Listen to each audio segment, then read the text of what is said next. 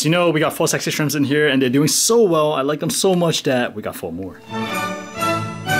Hey, what's up, Reefer? So the light for the plank is on right now. That's why it's all pink, but the budget reef has been going really well. Last month, I got some diatom issues and I realized that is from me feeding too much. I did not cut back on feeding because of corals and the sexy shrimp needs food. What I did instead is to actually added a few more of these marine pure spheres from the established 45-gallon tank. And I also added a bag of GFO. So whenever I get hit by diatom, usually the first thing I do is try to kind of clean up my egg to make sure there's no detritus laying around. And the second thing I'll do is run a little bit of GFO.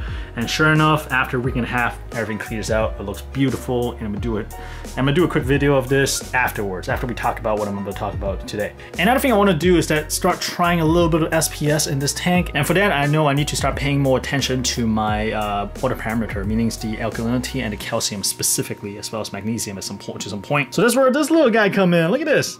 This is the world's smallest dosing pump, single channel dosing pump from Coral Box, and this brand is actually really popular in Asia.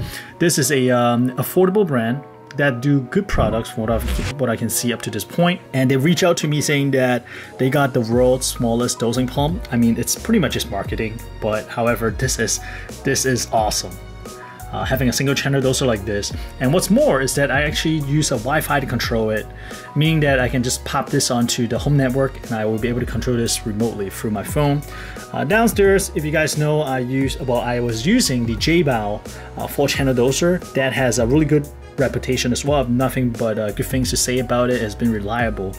But the pain point is that I have to always use that little monitor, this little menu, LCD menu up here to program all the dosing, and it is kind of pain. Well, with this, when I'm actually trying to dial in the exact dosage, it's just so much easier to pull it up on the phone, which I'll show you right now. Alright guys, so let's see, we'll hit the Aqua Dosing app. It's a really cute icon, a little bit too cute for my taste, but hey, whatever works.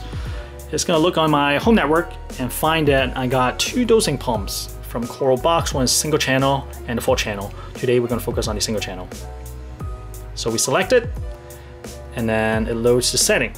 It'll show 4 channel, but obviously we only got 1, so we focus on channel 1. One thing I really like about this doser is that you can just select the total dosage. Right now I have 4 milliliters, just tiny bit. But one really cool thing I like is that you can set the total amount you want to dose per day. For example, channel 1, the Awful Reef, right? I set 4 milliliter for the entire day. I'll confirm it. You'll affirm it by beeping, and then what you can do is actually go to plus, and then you can do timer. So timer is actually where you set the time on the hour, at which hour you want to dose, and the program will automatically divide up the total amount to these parts equally. So like on the J-Bow, I have to do a lot of math, be like, okay, all right, so this time to this time I want to dose this amount, etc., etc. But this time, this app does the whole thing for you. Now the only issue is that I don't think you can set like how much you want to dose during that time, so it's all just kind of equally separated out, which works for me. I mean, I hate math, but for you who may want to kind of like have more finer control, that may be an issue. There are some other features, for example, like calibration. It can also detect like when the reservoir is a little bit low based on the amount that you enter and then the amount that you dose. So it's doing it that way, so it's not so much as optical. But I mean, it's cool. It's pretty straightforward, I think, and that's pretty much it. The thing I care most about the dosing pump is, number 1, it's reliable, right? And number 2, it would be nice if it's easy to adjust, and I feel like this pump fits the bill. So with that said, this is the Coral Box single channel doser. Not many places sell this at the moment, but I believe that Reef Breeder is actually one of the main distributor in the US, so I'll have a link to this particular doser. Hey guys, look what I got.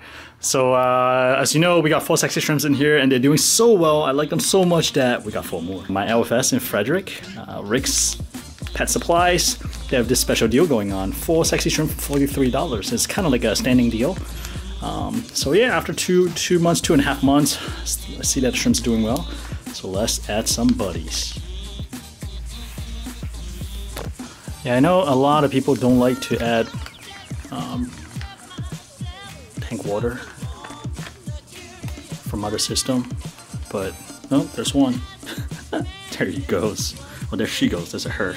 2 weeks later. Hey, what's up, Reefers? So it has been about, I'll say almost 3 weeks now since the addition of the 4 new sexy shrimps, and they have completely taken over the tank.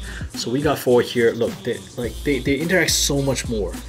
And I usually, for feeding, I just kind of drop some flake in, and inevitably they will grab. Oh, they must be hungry. Look at the way they attack that flake. And that's actually the prime reef from Ocean Nutrition. Really, like, in terms of flake food, that's my favorite. And well, it's more like my fish flake food. So yeah, they have been really aggressive in terms of attacking foods. A lot of people warn me about them potentially attacking zoas. Now, I have seen them kind of like picking around the zoas. I haven't seen them directly like kind of eating the zoa. At least I haven't seen it yet, but we'll see. But I did notice that they have been eating along the perimeters of that hammer coral right there. Then again, to be fair, the hammer has not been doing that well, just kind of holding steady per se. So maybe just kind of picking around, or maybe the sexy shrimp just too hungry and they're going after the hammer instead. Maybe they're just picking mucus. I don't know. I'm gonna keep an eye out and keep you guys updated. I do know that a lot of people consider them to be like reef safe with caution, but mainly towards zoas and pali. But look at, you see that guy right there? That's clearly, hold on, that guy, yeah, that guy's clearly picking at the hammer coral, now that I look at it. But the thing is, again, the hammer has not been doing well. So it's really hard to say whether the sexy shrimp is actually eating the dying tissue or what. It's tough to say, man. But if you wonder, yeah, there you go. I mean, it's right on top of the hammer. The head is kind of like partially receded, and the sexy shrimp is kind of picking at it. So there it is.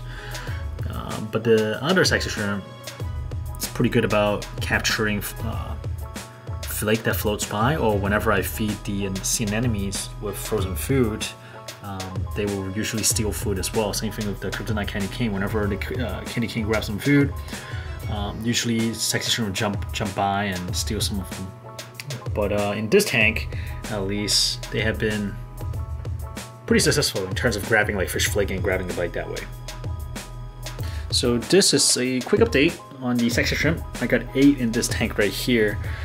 4 has been here for about 2 months or so, and then added another 4 about a month later. And right now they've been in here.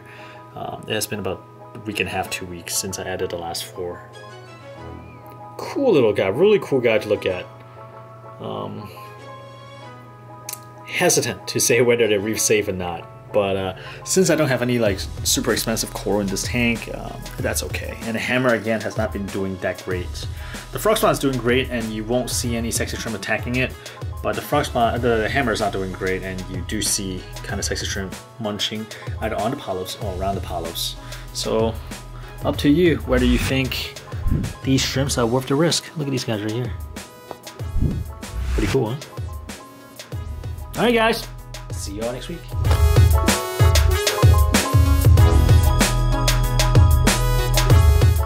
8201. Yes! No! I see. What? What?